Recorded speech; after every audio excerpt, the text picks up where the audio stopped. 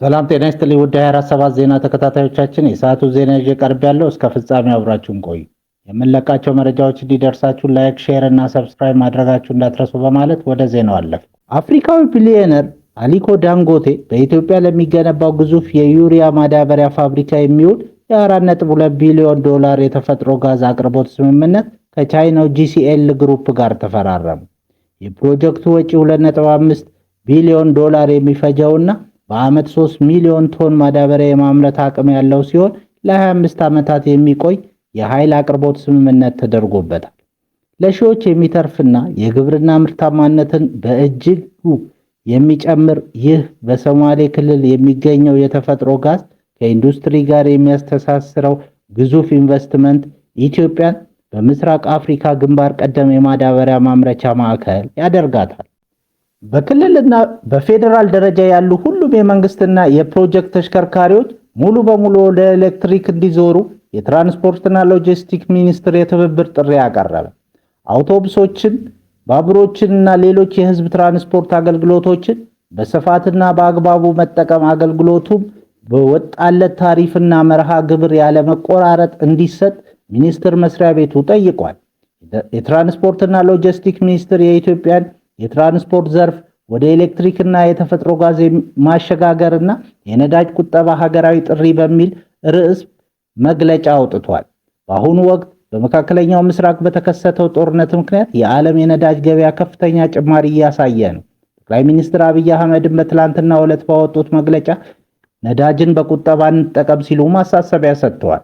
የትራንስፖርትና ሎጂስቲክስ ሚኒስቴርም ወቅታዊውን ዓለም አቀፍ ጫና ለመቋቋምና የሀገርን ኢኮኖሚ በዘላቂነት ለመታደግ ሁሉም የህብረተሰብ ክፍል በመንግስትና በግል ተቋማት ዘንድ ተግባራዊ እንዲደረግ ብሎ ጥሪ አቅርበዋል።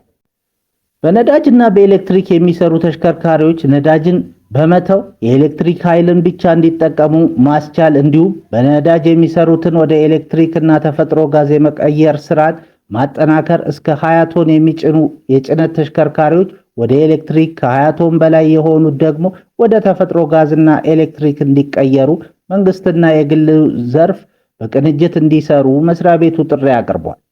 ከአንድ ቤት ውስጥ ብዙ መኪናዎችን ይዞ መንገድ ከመውጣት ይልቅ በጋራ የመጠቀም ልምድና ማዳበርና ተግባራዊ ማድረግ፣ በከተማ ውስጥ የሚደረጉ አጫጭር ጉዞዎችን በእግርና በብስክሌት የማድረግ ባህልን ማሳደግ ይገባል ሲልም ጥሪ አቅርቧል።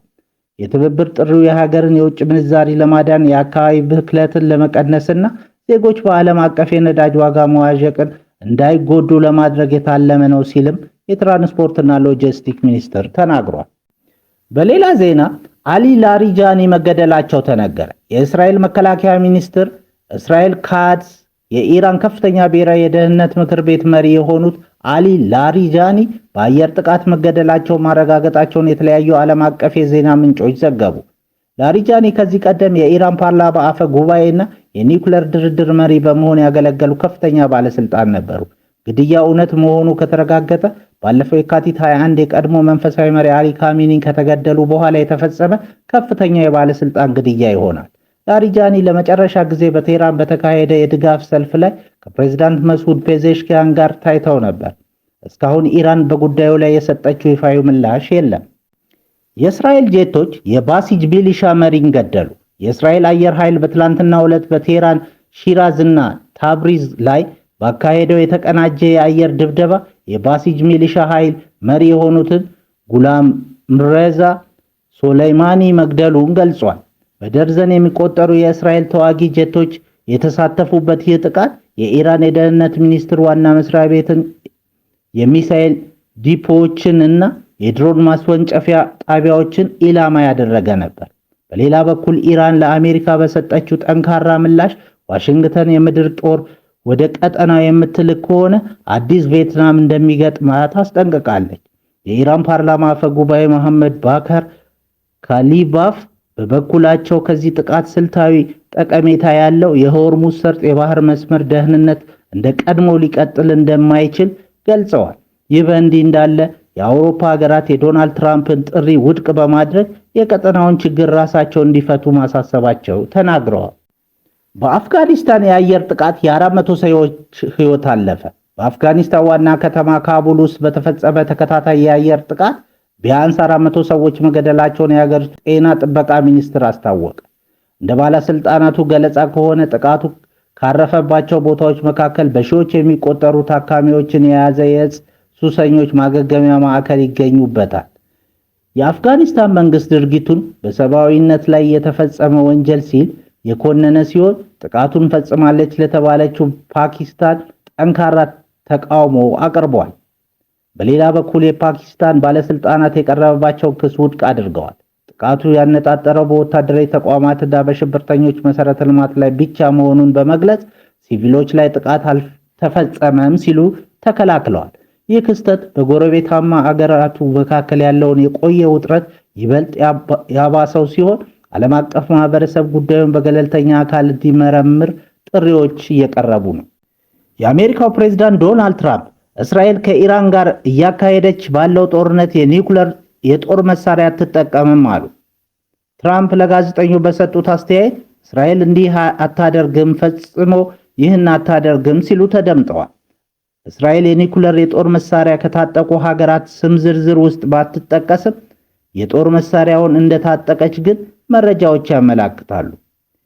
የስቶክሆልም ዓለም አቀፍ የሰላም ጥናት ኢንስቲትዩት እንደገመተው እስራኤል 90 የኒውክሌር አረሮች አላት ሲል የዘገበው የጀርመን ዜና አገልግሎት ነው።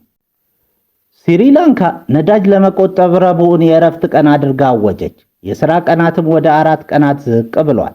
የመካከለኛው ምስራቅ ጦርነት ተከትሎ የነዳጅ ዋጋ በአንድ በርሜል $100 መድረሱና በሆርሙዝ ሰርጥ የነዳጅ ጉዞ መገታቱን በእስያ ሀገራት ላይ ከፍተኛ ቀውስ ደቅኗል።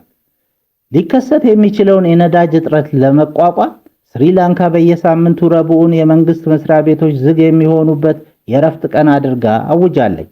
እንደ መንግስት መመሪያ መሰረት ይህ ትምህርት ቤቶችና ዩኒቨርሲቲዎችን የሚጨምር ነው ተብሏል። ነገር ግን እንደ ጤናና ኢሚግሬሽን ባሉ አስፈላጊ አገልግሎቶች ላይ በተማሩ የመንግስት ተቋማት ላይ ተጽዕኖ እንደሌለው ተገልጿል። በአገሪቱ ረቡዕ የእረፍት ቀን መደረጉን ተከትሎ የሥራ ቀናት ወደ 4 ቀናት ዝቅ እንዲል ተደርጓል። ከዚህ በተጨማሪ ዜጎች በኮታ ነዳጅ የሚገዙበት የብሔራዊ ነዳጅ ፓስ ምዝገባ መጀመሩም ተመላክቷል። 15 ሊትር ለግል መኪና፣ ለሞተር ሳይክል 5 ሊትር እንዲገዙ የሚገድብ ሽንሸና ተደርጓል። የአገሪቱ ፕሬዝዳንት አኑራ ኩማራ ዲሳናያኬ ለከፋው መዘጋጀት አለብን ብለዋል። ክቡራን አድማጮቻችን ለሰዓቱ ያልናቸው ዜናዎች በዚህ እናበቃል።